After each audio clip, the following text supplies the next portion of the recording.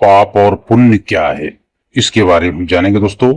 भगवान श्री कृष्ण से अर्जुन कहते हैं, पशु किसी की हत्या करे तो उसका पाप उसे नहीं लगेगा, और यदि कोई मनुष्य किसी की अकारण हत्या करे तो पाप लगेगा। बिल्कुल ठीक, परंतु यह अंतर क्यों? इसीलिए कि पृथ्वी लोक पर समस्त प्राणियों में केवल मनुष्य एक ऐसा प्राणी है जो विवेकशील है, वह अच्छे बुरे की पहचान रखता है। दूसरा कोई भी प्राणी ऐसा नहीं कर सकता। इसीलिए यदि सांप किसी मनुष्य को अकारण ही डस ले और वह मर जाए तो सांप को उसकी हत्या का पाप नहीं लगेगा। इसी तरह शेर दूसरे जानवरों की हत्या करता है तो उसे उसके पाप नहीं लगता। या बकरी का उदाहरण, बकरी किसी की हत्या नहीं करती, घास फूस खाती है, इसका कारण वह पुण्य की भागी नहीं बनती। पाप पुण्य का लेखा जोखा अर्थात प्रारब्ध केवल मनुष्य का बनता है। इसीलिए जब मनुष्य अपने पाप और पुण्य भोग लेता है तो उसे फिर मनुष्य की योनि में भेज दिया जाता है। रूप है अनेक, जन्म है अनेक, मेरे पार्थ मुझे बदले में वही भाव मुझ में भी पाए। मेरे पूजा आराधना करे, जो जिस रूप में वो मेरा दर्शन उसी रूप में पाता है। नदियों का नीर जैसे सिंधु में समाये, ऐसे मेरा भक्त अनंत मुझी में समाता है। हे त्रिलोकीनाथ, आप आवागमन अर्थात पूर्व जन्म के बारे में कह रहे हैं। इस संबंध में मेरा ज्ञान नहीं है। यदि आप पूर्व जन्म की व्याख्या करें तो कृपा होगी। इस दृष्टि से प्राणियों को मृत्यु के पश्चात अपने अपने कर्मों के अनुसार पहले तो उन्हें परलोक में जाकर कुछ समय बिताना होता है, जहां वह पिछले जन्मों में किए हुए पुण्य कर्मों अर्थात पाप कर्मों का फल भोगते। फिर जब वे पुण्य और पाप का अनुसार सुख दुख का भोगने का हिसाब खत्म हो जाता है, तब वो इस मृत्यु लोक में फिर से जन्म लेते हैं। इस मृत्यु लोक में कर्म लोक भी कहा जाता है। इसलिए इस लोक के प्राणी को वह कर्म करने का अधिकार है जिससे उसकी प्रारब्ध बनती है। हे केशव, हमारी धरती को मृत्यु लोक क्यों कहा जाता है? भगवान कहते, हे अर्जुन, केवल इसी धरती पर ही प्राणी जन्म और मृत्यु को पीड़ा सहते हैं, अर्थात दूसरे लोकों में प्राणी का जन्म अथवा मृत्यु नहीं होती। अर्जुन, उन लोकों में प्राणी का न जन्म होता है और न मृत्यु, क्योंकि मैंने तुम्हें पहले ही बताया था कि मृत्यु केवल शरीर की होती है, आत्मा की नहीं। आत्मा तो न जन्म लेती है और न मरती है। तुमने तो यह भी कहा था कि आत्मा को सुख दुख भी नहीं होता, परंतु अभी कह रहे हैं कि मृत्यु के पश्चात आत्मा को सुख भोगने के लिए स्वर्ग आदि अथवा दुख भोगने के लिए नरक आदि में जाना पड़ता है। तुम्हारा मतलब यह है कि आत्मा को केवल पृथ्वी लोक पर ही सुख दुख नहीं होते हैं, स्वर्ग अथवा नरक में आत्मा को भी सुख या दुख भोगने पड़ते हैं? भगवान कहते, नहीं अर्जुन, आत्मा को कहीं किसी स्थान पर या किसी काल में भी सुख दुख छू भी नहीं सकती, क्योंकि आत्मा तो मुझ अविनाशी परमेश्वर का ही प्रकाश रूप है। हे अर्जुन, मैं माया के अधीन नहीं बल्कि माया मेरे अधीन है, और सुख दुख तो माया की रचना है। इसलिए माया जब मुझे अपने घेरे में नहीं ले सकती तो माया के रचे हुए सुख या दुख मुझे कैसे छू सकते हैं? सुख दुख तो केवल शरीर के भोग हैं, आत्मा के नहीं। हे केशव, लगता है तुम मुझे शब्दों के माया जाल में भरमा रहे हैं। अर्जुन भ्रमित हो जाते हैं। मित्रों, कुछ लोग जो कहते हैं कि स्वर्ग नहीं होता, नरक नहीं होता, और ये सब लोगों की जो बातें हैं ये गलत है।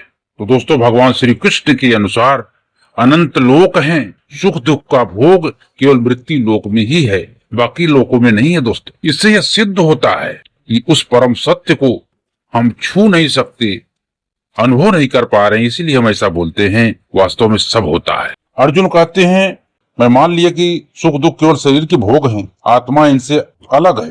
फिर जो शरीर भोगता है उसकी तो मृत्यु होती है, वो शरीर तो आगे नहीं जाता। फिर स्वर्ग अथवा नरक में सुख दुख को भोगने कौन जाता है? जीव आत्मा। हाँ पार्थ, जीव आत्मा, यह जीव आत्मा क्या है? देखो, जब किसी की मृत्यु होती है तो असल में यह जो बाहर का स्थूल शरीर है केवल यही मरता है। इस स्थूल शरीर के अंदर जो सूक्ष्म शरीर है वह नहीं मरता। जो सूक्ष्म शरीर आत्मा के प्रकाश को अपने साथ लिए मृत्यु लोक से निकलकर दूसरे लोक को चला जाता है, उसी सूक्ष्म शरीर को जीवात्मा कहते हैं। इसका अर्थ है कि जब आत्मा एक शरीर को छोड़कर दूसरे में जाती है तो जीवात्मा को भी ले जाती है।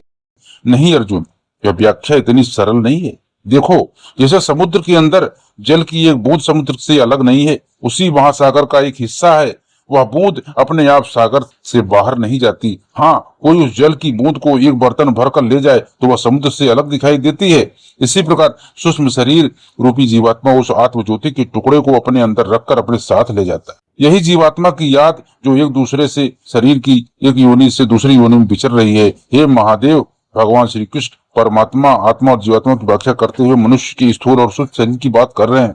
मेरी यह जानने की इच्छा है कि इस सूक्ष्म शरीर का आकार क्या है। तो भगवान महादेव बताते हैं, हे देवी, सूक्ष्म शरीर का आकार प्राणी की बाहरी स्थूल शरीर जैसा ही होता है, परंतु वह बहुत छोटा होता है, अति लघु रूप और इसका सूक्ष्म होता है कि और इतना सूक्ष्म होता है कि साधारण मानवीय चक्षु से दिखाई भी नहीं देता।